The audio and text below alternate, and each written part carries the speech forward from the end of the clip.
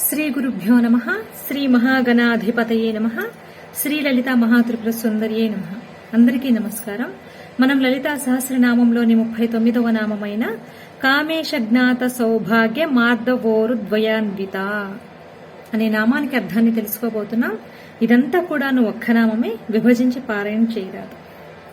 ఈ శ్లోకంలో అమ్మవారి యొక్క ఊరువుల వర్ణన అంటే తొడలను గురించిన వర్ణన జరుగుతోంది. అమ్మవారి యొక్క ఊరువులు ఎంతో మృదువుగా ఉంటాయట. ఎంత మృదువుగా ఉంటాయి అన్న విషయం కేవలం ఒక్క అయ్యవారికి మాత్రమే తెలుస్తుందట. ఇది దాంపత్య ధర్మం. అమ్మ మహాపతివ్రత. అమ్మ సౌందర్యం కేవలం ఒక్క అయ్యవారికే కదా సంపూర్ణంగా తెలుస్తుంటుంది. అమ్మ తన ఊరువులపై బిడ్డని లాలిస్తూ ఉంటుంది కదా, అప్పుడు ఆ బిడ్డకి తల్లి స్పర్శలోని మాధుర్యం, వాత్సల్యం తెలుస్తాయి. కానీ భర్త అయిన పరమశివుని చూపులకే అమ్మ సౌందర్యం అర్థమవుతుంది.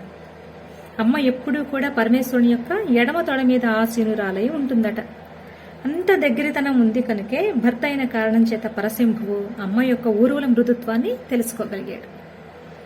ఈ శ్లోకంలో ఇప్పటివరకే తెలుసుకున్న వివరణ కాకుండా అంతర్గతంగా ఉన్న మంత్ర సంకేతాన్ని కనుక గమనించినట్లయితే అమ్మవారి యొక్క సౌభాగ్య విద్య అనే మంత్రాన్ని గురించిన మొత్తం వివరణ పరమేశ్వరుని ద్వారా తెలుసుకోవాలి అని అర్థం గోచరమవుతుంది. శ్లోకంలో ఉంది కదా సౌభాగ్య అని. ఈ సౌభాగ్య పంచదశి అనే మహామంత్రాన్ని కేవలం గురుముఖత మాత్రమే గ్రహించి సాధన చేయవలసి ఉంటుంది.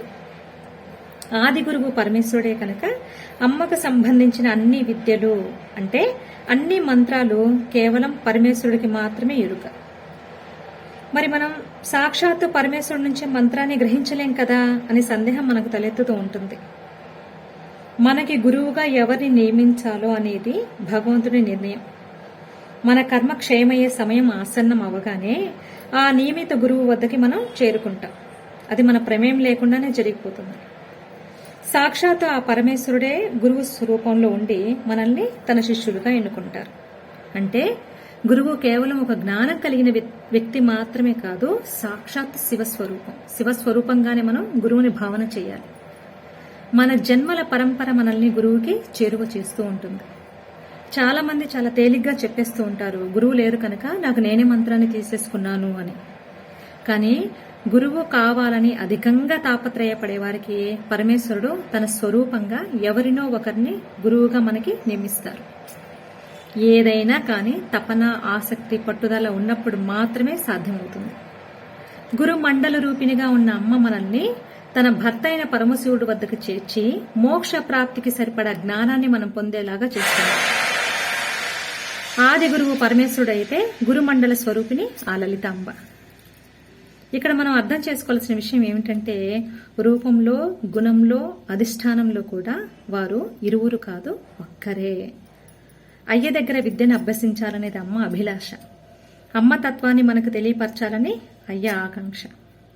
వారికి వారే సాటి. గురవే సర్వ విద్యానాం భిషజే భవరోగిణాం నిధయే సర్వ విద్యానం శ్రీ దక్షిణామూర్తియే నమః. సర్వం శ్రీ జగదంబ పాదార విందార్పణమస్తు. స్వస్తి.